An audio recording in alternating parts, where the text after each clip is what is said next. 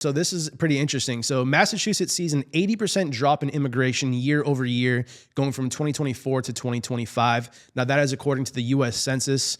I think it was what, Mike? In 2024, there was a 1% growth. And then in 2025, there was a 0.1 or 0.2% growth. It's 0.2. If you take the year, it was like a half, but then they went from this July to July timeframe. I'm not sure exactly why. Maybe the census does it in a certain fiscal kind of timeline.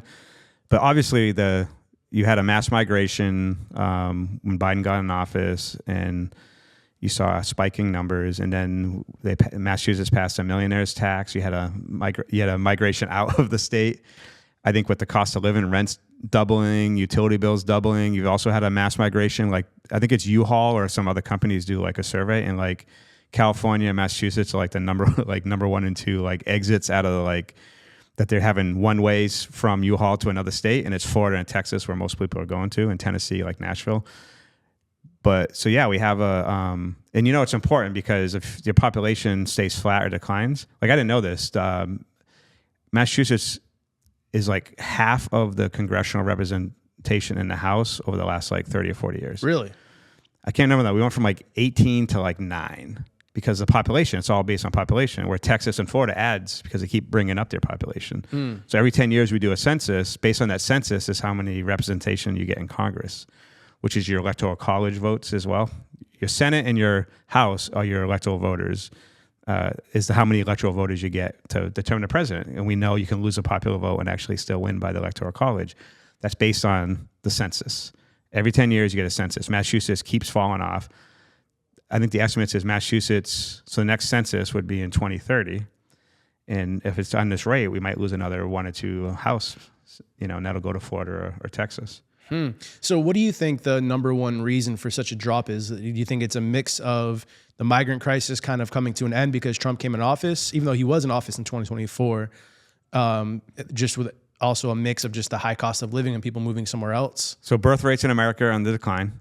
So do you have any children? No. Yeah. So I think the people under 30 are just not having kids like they used to. So my parents on average had like 7 or 8 kids. Like my mom had like 6 brothers and sisters. Then you have my mom having kids. It's just me and my brother. I have 1 daughter. My brother has 1 daughter. So we basically stayed flat, right? So my brother and me only produce 1 person to fall on. That's not enough to sustain.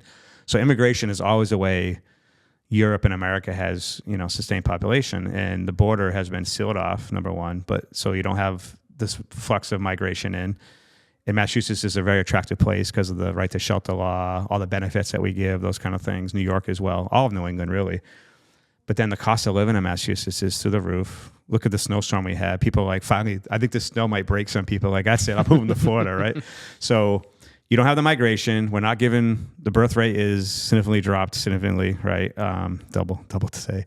And then, of course, the misery index, I think, here in Massachusetts is at like an all-time high. Number one. Misery index, yeah. I like that. Well, I'd say, like, if you're wealthy, you're really happy here. If you live in Somerville and these places. South Dartmouth. But if you're living paycheck to paycheck in Fall River and your rent has doubled or tripled on your utility bills and those kind of things, and everything has gone up inflation-wise, and the tariffs will impact. That's what I love about the best thing is all the Massachusetts elected officials.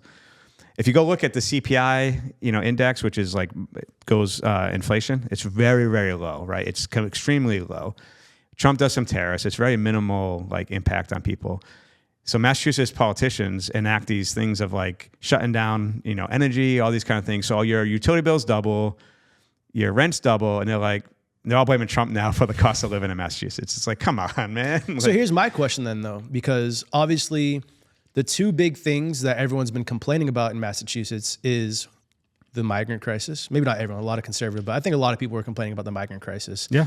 And the cost of living. So is this data from the U.S. Census where it's dropping 80%, is that a good or bad thing for Maura Healey? Well, if you're businesses and you need labor, it's bad for the businesses, right? And then it could be good in the term of long-term, meaning supply and demand is an unbreakable concept. So if you have less demand on housing, your rents, I saw some numbers come out that across the country, rents are at a 4-year low. So you bring that back to like post-COVID kind of time. Really? Yeah. Rents are at a 4-year low? 4-year low across the country. So what you're having here is in Mortgage rates, interest rates are going down a little bit, right, compared to what it used to be. I think it's a lot lower. So, the Fed has cut I think rates. we're in the mid fives right now. It got up to the eights, low eights, I think. Yep. So, but rents are starting to flatline a bit because you're having a less of influx of demand, right? And then I think with the good thing with the Hill administration doing those ADU units, other kind of things, those are starting to come online. I think those two could work into her benefit, meaning you got ADU units, so that's going to add supply, less migration, you're going to reduce demand, and that's going to, over the long term, could help her. I don't know if it'll help her by November, but in the long term, it's going to help bring down the costs. Yeah, because I was just thinking about it, like, hey, listen, like we've done our fair share of giving the governor a hard time and reporting on her and stuff and calling things out. But on the same hand, like I did when we post that, see a lot of people commenting saying like, yeah, Massachusetts sucks, we've had it, we're getting out of here, or this is, a big failure of the governor or whatnot. But those same people 2 years ago were complaining about the migrant crisis and we're full and whatever it is, we can't find an apartment. So kind of feels like some people are kind of complaining on both sides. Like, wouldn't they look at this as a net positive that Massachusetts is slowing its immigration? But it's not because of her, it's because of Trump. Yeah, 100%. But I'm just like, I don't know. If you're in the mindset, which I am, of like, we can't just bring everyone in the state and try to take care of them. When I see these numbers, I'm like, that's actually a good thing. Like, we're already a well-established state, dude. Like, we have plenty of people that live here. We don't need to be growing at a rapid rate. We don't have a bunch of vacant properties and open land that we can just keep building on. Yeah, I think it's propaganda when people say you need to constantly be bringing in new people into your state for growth. It's like, it's kind of extreme, but have you ever watched like 28 Days Later? No, I've heard of it, but I haven't seen it. You're watching these like zombie apocalypse and all these kind of movies. It's like now you have all this supply of like all this surplus of product and food and less humans out there. That's like an extreme, right? But it's like if you have less of a growth in the population, you're still producing all this stuff, from like we're still importing so much stuff from China and all these kind of things. You start having a demand gets lower, so prices get lower because you're overproducing products. It's like Beanie Babies was like the biggest, craziest thing. You couldn't even get them, right? They were so expensive. And then they overproduced them and you got way too much. Same with like sports cards, right? Was in the same situation? Yeah. So either your population has to either like flatline or you have to overproduce things. And obviously with tariffs and that kind of stuff, the production, the inflow of goods is not going to be as high because the cost is going up. But the idea of supply and demand is unbreakable. And right now I always think it's a good thing if you have less demand when your prices have doubled.